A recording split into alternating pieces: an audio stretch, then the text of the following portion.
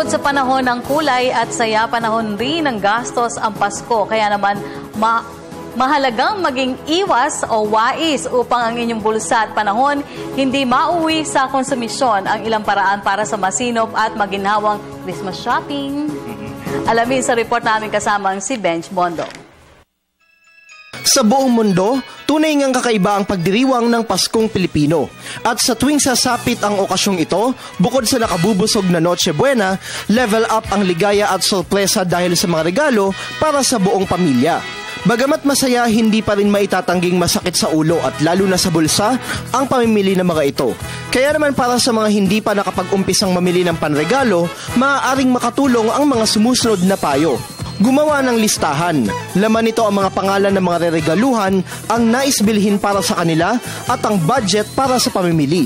Pairalin ang disiplina sa pamimili. Sumunod sa itinakdang budget.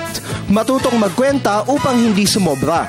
Ang isang bagay kung hindi naman kailangan, makontento na sa pagsulyap dito mula sa di kalayuan. Bagamat karaniwan na ang pag-iikot at paghahanap sa mga bazar at tiyangge, kung nakakita na ng maganda at magaan sa bulsa, bili na. Huwag masyadong pihikan at nang ang iyong oras at lakas, hindi maaksaya. Bukod sa pagod, kalaban rin ng mga namimili ang gutom. Kaya naman hanggat maaari, kumain na sa bahay o kaya'y magbaon na lamang. Dahil sa kawalan ng panahon, marami ang pinipiling magbigay na lamang ng salapi bilang regalo. Makabubuting ilakip na lamang ito sa isang magandang sobre o kaya'y ibili ng discount cards o gift certificates. Tiyak ring makatitipid kung bibili ng regalo na para sa buong tropa o pamilya. Patok na halimbawa nito mga kahon ng candy, tsokolate at iba pa na pwedeng ipamahagi sa lahat. Ang regalong natanggap, maaari rin namang ipanregalo sa iba pang mahal sa buhay.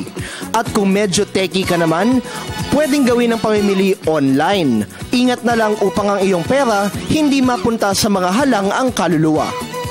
Ang tunay na diwa ng Pasko, wala sa halaga o uri ng regalo. Dahil higit sa material na bagay, ang paggunita at pagbabahagi ng kapayapaan, pag-ibig at pag-asa na hatid ng pagsilang ng tagapagligtas ang dapat na mangibabaw sa ating mga buhay.